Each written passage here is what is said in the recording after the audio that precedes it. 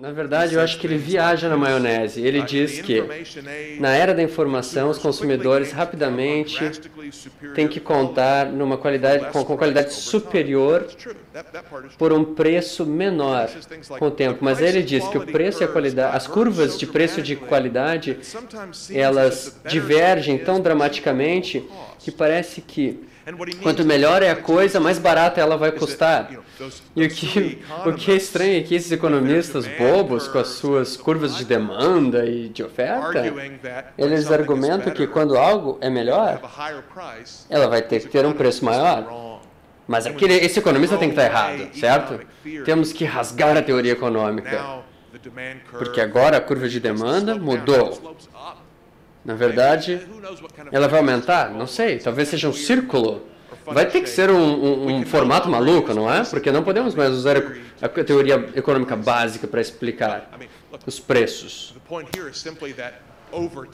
A ênfase aqui é que, ao passar do tempo, com as melhorias na tecnologia, muitas vezes os custos vão se baixar. Então, hoje você compra um PC com preço menor, mas de qualidade melhor do que um computador que você compraria há 10 anos atrás.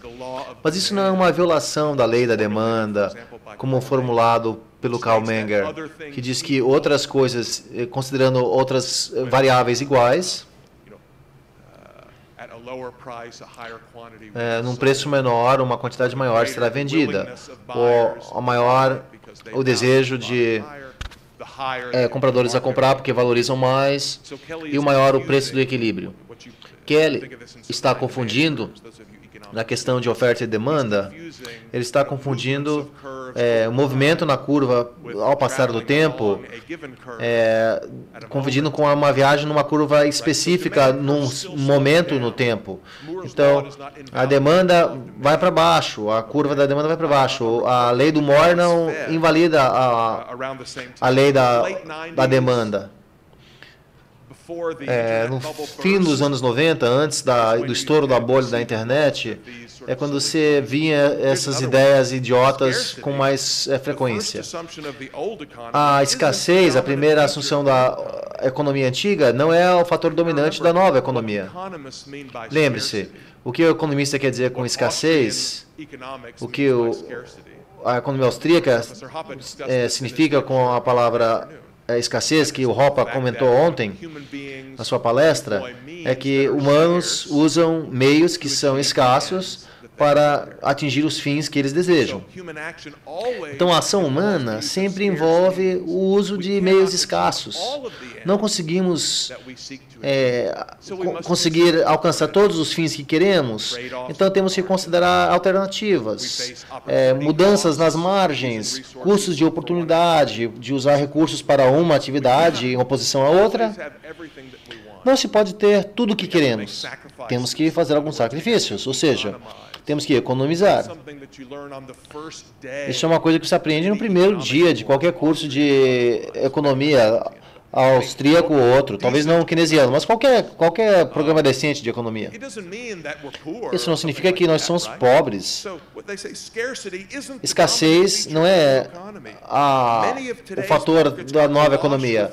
Muitos dos nossos mercados estão cheios de bens e serviços. Os vendedores competem para compradores, ok? Eles descontam, eles cortam custos, eles expandem mercados por meio da publicidade, como se isso não acontecesse antes, em 1990. Será que antes disso os vendedores não competiam um com o outro? Em outros séculos, outras décadas? Você já ouviu falar da Standard Oil, do Carnegie, ou outros grandes empreendedores do passado? Mais das empresas hoje dependem do desconto em quantidade. O maior a demanda, o menor o preço. Isso é um daqueles ditados que, se você não presta atenção, você pode pensar, opa, a lei da demanda não existe mais, podemos dispensá-la. O maior a demanda, o menor o preço. Óbvio que isso não faz sentido. Isso é exageração, uma euforia extrema, levada ao extremo. Se pensamos bem a respeito, vamos perceber que o que parece ser novo talvez é mais importante, na margem pode ser mais significativo, mas o que parece ser novo não é sempre novo. Como vemos no livro de Eclesiastes, não há nada de novo embaixo do sol. Algumas coisas novas, tem ideias novas, produtos novos, serviços novos. Mas fenômenos novos nem sempre são tão novos quanto aparentam ser. É verdade que qualquer um pode ter um blog, qualquer um pode ter um site de internet, um Twitter. Então o custo de publicar tem diminuído graças à nova tecnologia. Mas não é o caso que as pessoas nunca tinham meios de comunicação a baixo custo anteriormente.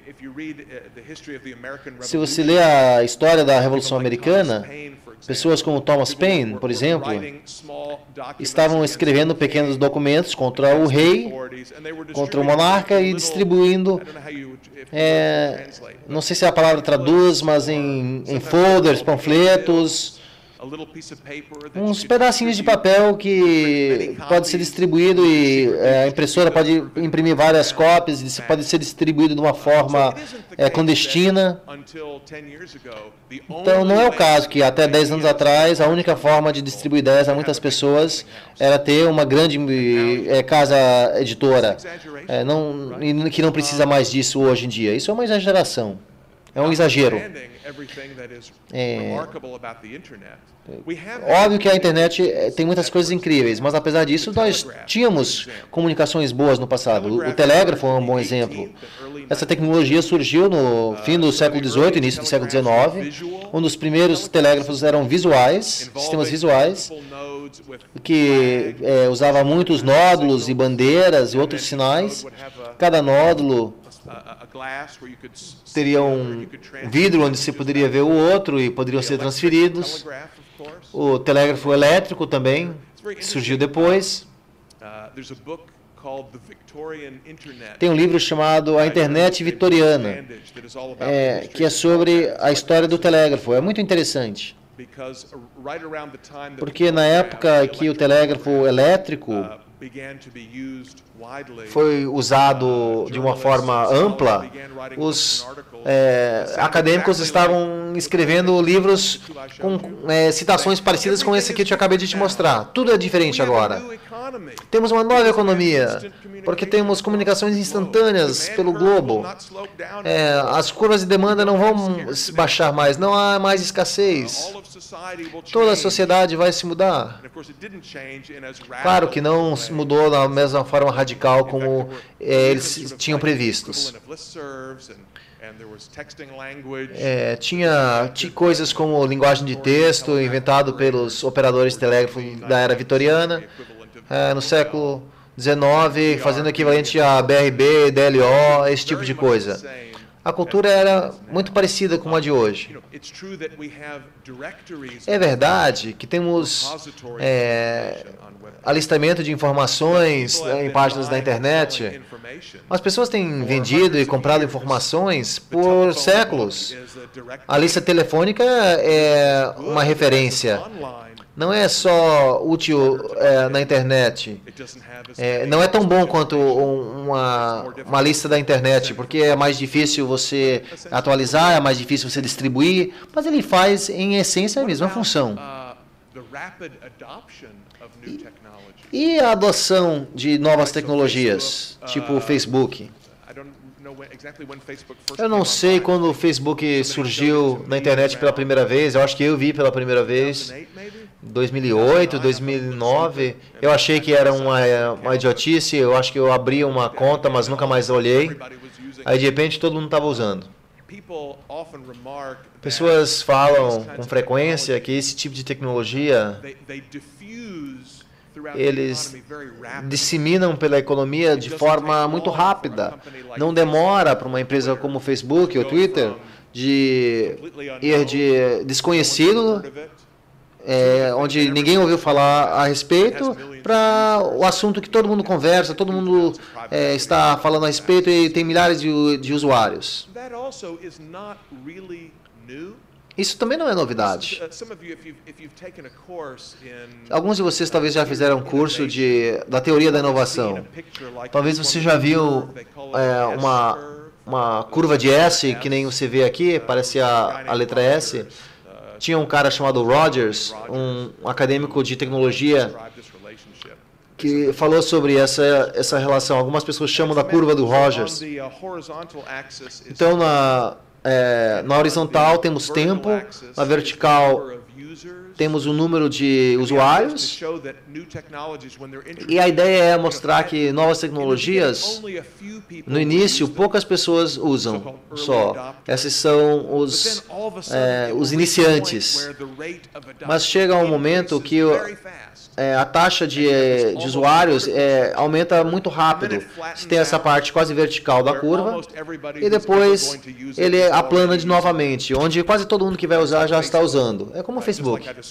É como eu acabei de falar. Ninguém tinha, de repente todo mundo. E talvez você conheça algumas pessoas que não, tipo tua avó, que não usa Facebook. E ela provavelmente nunca vai estar no Facebook. Mas se você observa a história de outros tipos de tecnologia,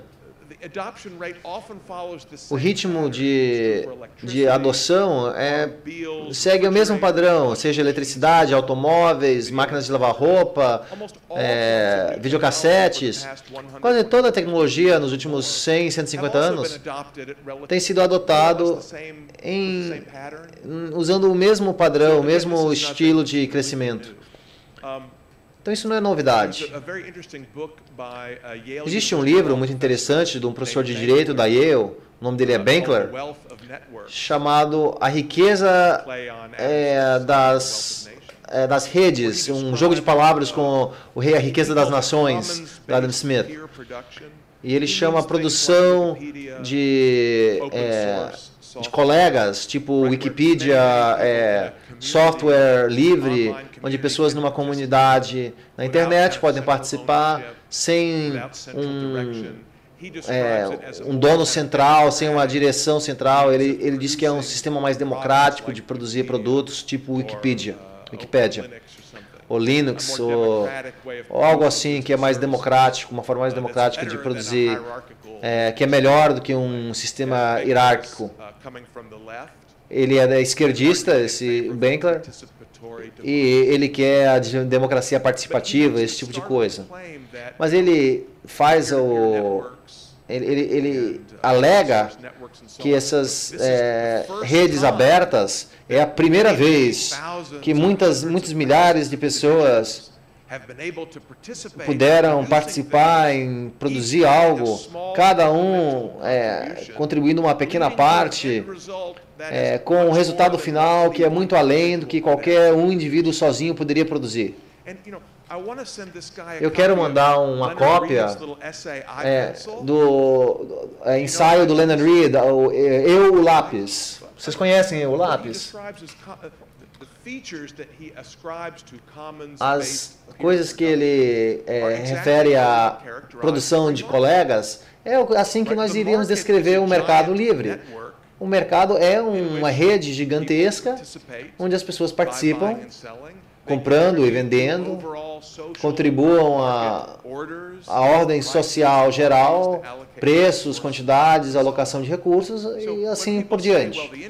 Então, quando as pessoas dizem a internet ou a Wikipédia, o software livre é uma ordem espontânea, talvez diríamos sim, é verdade, eles são. Assim como o mercado em si é uma ordem espontânea, que já existe desde o início da civilização humana.